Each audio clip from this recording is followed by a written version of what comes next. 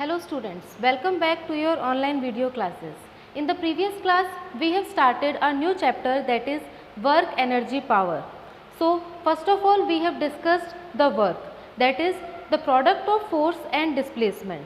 If a particle is at its initial position, then there will be a zero displacement and then work done will be zero.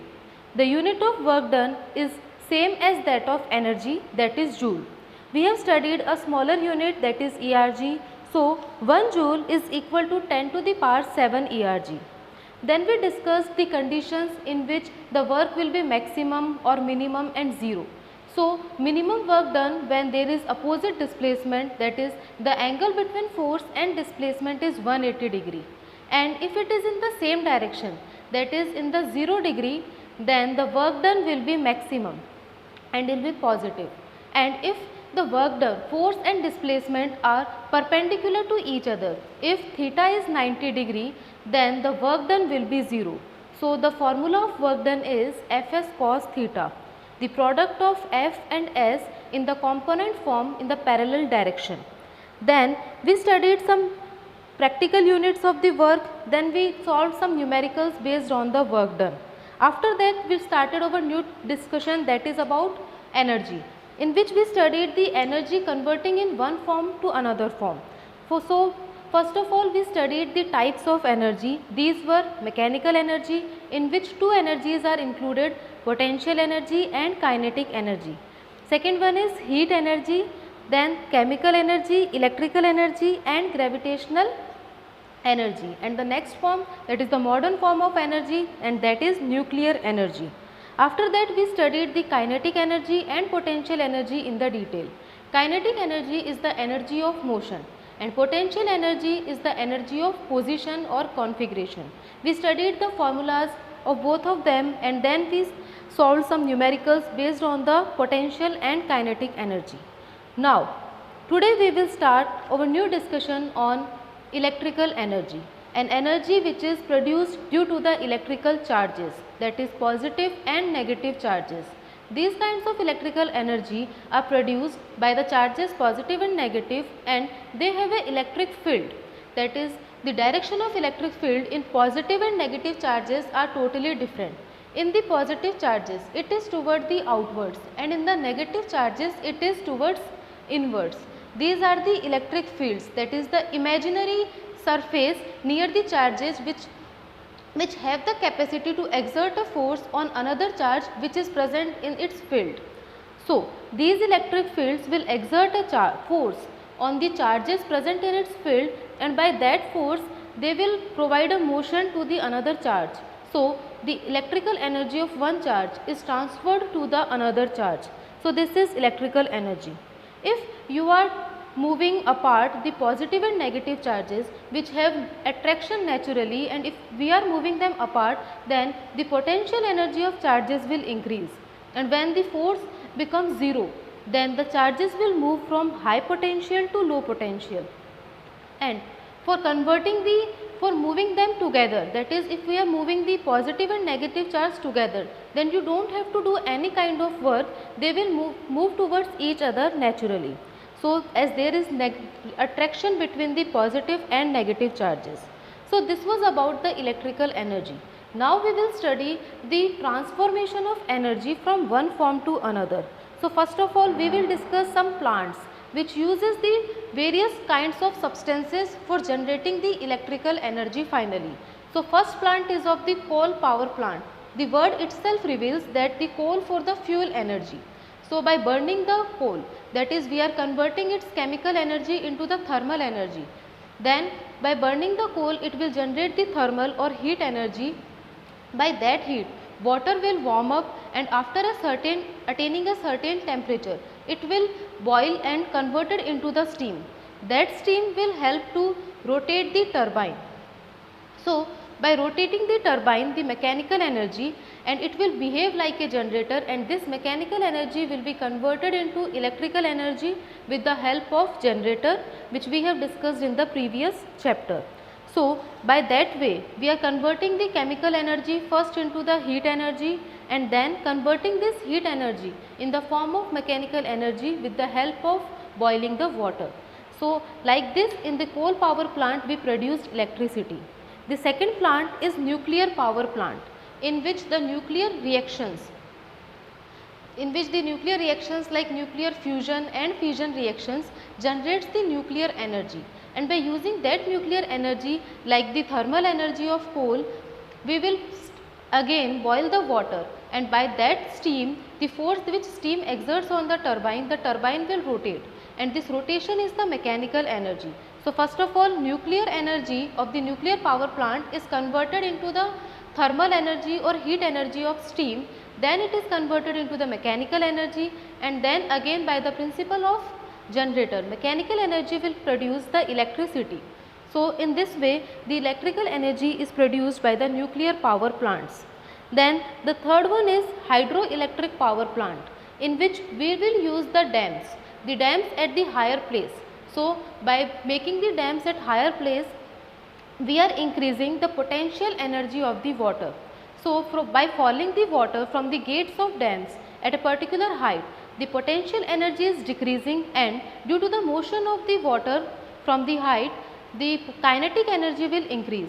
So first of all, we will make some potential energy, and then the potential energy will convert into kinetic energy. Then this kinetic energy, the very heavy flow of water will help in rotating the turbine. So kinetic energy will then further converted into the mechanical energy, and then we will generate the electrical energy with the help of generator, in which mechanical energy is converted into electrical energy.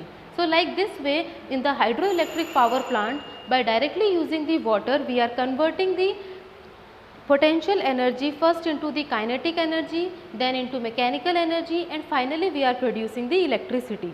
The fourth one is the wind power plant.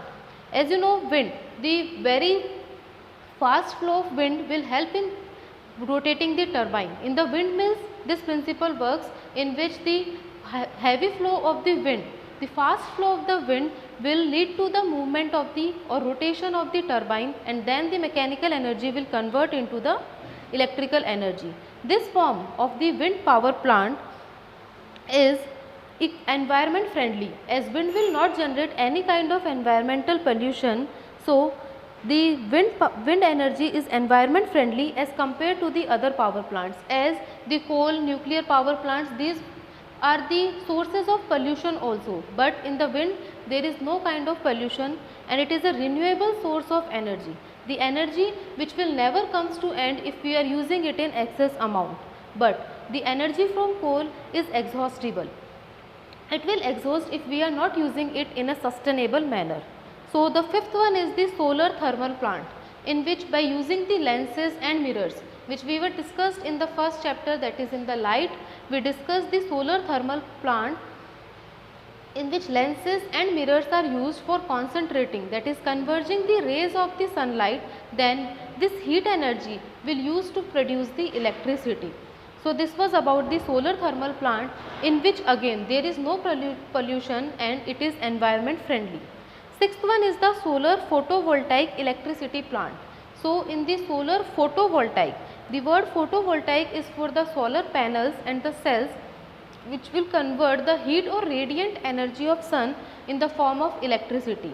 On the roofs of the houses or the commercial buildings, there are solar panels which converts the heat energy of the sun into the electrical energy.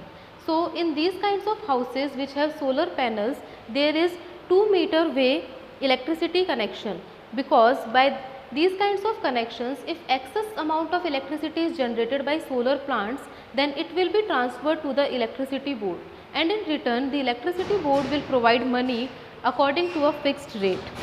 So in this manner we are converting a renewable non-exhaustible source of energy, that is solar energy, into the electricity. Then there are few examples of electric energy, that how the chemical energy of the batteries are converted into the electrical energy. So the first example, which is given on page number 156, is about the car. In the car, the battery provides electrons. Due to the chemical reactions, electrons are produced, and by moving these electrons, electric current will be produced. So in batteries, chemical energy is converted into electrical energy by the motion of electrons, that is Motion of electron is what? That is electric current.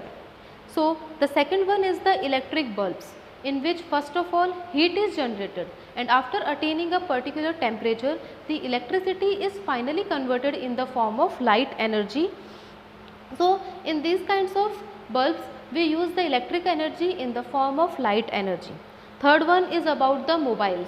In the mobiles the batteries are having the chemical energy, and by the several reactions in the batteries it will generate the electrical energy. Then the fourth one is electric heater or oven. In electric heater or oven we will need some warm conditions, we need heat. So in this condition electric energy will convert into the heat energy for cooking food and for other various purposes. Fifth one is our body itself. In our body electrical impulses are generated. So the energy which we are getting from the food digestion, if a part of it, a very small part of it is converted into the electrical energy, by which we will transmit the messages from our body parts to the CNS, that is our brain, and from brain to the other parts of body. So the impulses in our body for the transmission of messages is also a form of electrical energy, which is formed by the chemical energy present in the food. So chemical energy of food is converted in the form of electrical energy. So these were the kinds of the energy, different plants for producing the electricity and the uses of these kinds of electricity even in our body. So now we will discuss this conservation of energy. So a basic statement about conservation of energy is that energy is neither created nor destroyed. It can only be transferred or transformed from one form to another form. We will understand this transformation of energy from one form to another with the help of a spring block system. It is a spring and to which a block is attached. If we are first of all compressing the spring, then by the velocity v, the block is moving and the kinetic energy is converted in the form of potential energy. So at this time the potential energy is maximum but the velocity will be 0. Now due to the potential energy, the spring will again becomes elongated and will try to come to its initial position. When it is coming back to its initial position, the potential energy is converted into the kinetic energy. So in this way the velocity will remain same, that is the initial velocity are same at the initial position, that means work done is 0, and these kinds of forces in which work done depends only on the initial and final positions are the conservative forces. So this same velocity at the same point indicates that it is a conservative form of energy and the conservative forces are doing the work, and at that time when only conservative forces are doing work, then when initial positions are same, then work done will be 0 and there will be conservation of energy, that is the total energy will remain conserved. Here the energy will be in the form of kinetic and potential energy. So if potential energy is increasing, like in the second case potential energy is increasing, then the kinetic energy is decreasing and becomes 0. After that potential energy is decreasing and kinetic energy is increasing. So if there is gain in potential energy, then there will be loss in kinetic energy, and if there is loss in potential energy, then there will be a gain in kinetic energy. So change will be equal but opposite, that if one is gaining then the second one will be decreasing. So the sum of the change will be 0 and the mechanical energy will be equal to the sum of potential and kinetic energy.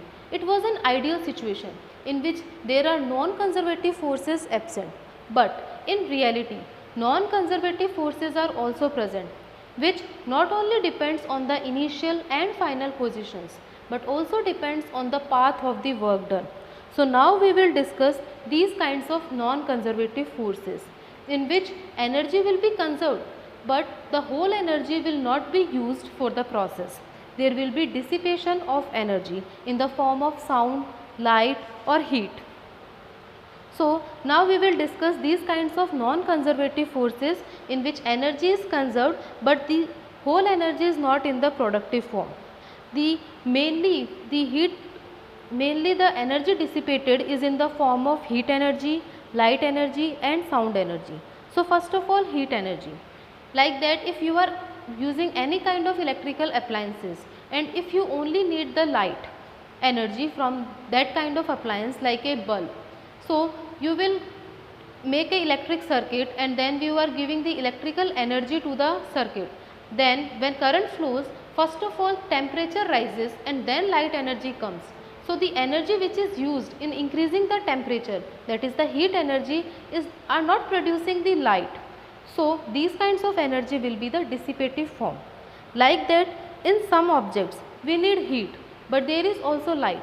Like in electrical heaters, we just only need the warmth of the heater. We need the electrical energy only in the form of heat energy, but a part of it also contributes to the light energy. So in this case, the light energy will be the dissipative form and the productive energy will be in the form of heat energy. Second one is the sound energy. Like in the engines of vehicle, we need only heat energy, but there will be a sound in the engine, that will be an unproductive energy dissipation. So in this type, sound energy is the dissipative form. These kinds of dissipative forms will have no role in the process which we are using. So this was about the dissipative form of energy. So till now we have discussed the electrical energy, the various plants about generating the electricity. Then we started the discussion of conservation of energy, the conservation of mechanical energy, in which the work done will be zero if there is only conservative forces, and if non-conservative forces are also present. In reality, that is in the real life, dissipative energy is always present, and that is why there is no engine till now formed which have the 100% efficiency. Every engine has almost about 40 to 50% of efficiency due to these kinds of dissipative energy. Now we will discuss, that is, we should use the appliances which have the reduced form of dissipation and there is maximum efficiency. By that we are generating the less pollution. So a star rating concept is introduced. In the star rating concepts, many electrical equipments have the star ratings. If the star rating is maximum, then its energy using efficiency is also maximum, and at that time the dissipation form of energy will be less. So an example of reducing the energy dissipation is about the CFL and LED. If you are using a bulb, then it will use a large amount of electrical energy and it will give a little amount of output. So the energy efficiency of a bulb is very low, but of CFL and LED, the energy efficiency is much better than that of the bulb. So in the houses, CFLs and LEDs should be used. It will be beneficial both economically and for the environment and for using the energy in a sustainable manner. So the data related to the LED and CFLs are given in your book. First of all, the bulb has an average life of about 1200 hours. If you are using it, then the average life of a bulb will be 1200 hours, and as compared to it, the average life of CFL is 8000 hours. So you can see that the life of CFL is much longer than the bulb. Second one is LED, which has the average life of around 50,000 hours. So LED is much better than the CFL and the bulb. So these are using the less power. That means they are having a less input than the bulb and they are giving the more output. So their efficiency will be greater, as efficiency is the comparison of output and input. So the efficiency of CFL and LED is much better than the bulb. A bulb is of about 60 watt. At that time only we need a 15 watt CFL or a 8 watt LED. So bulb is of the minimum energy efficiency and LED is of the maximum energy efficiency. So these were all about the dissipation of energy and reducing the dissipation and increasing the efficiency of the energy uses.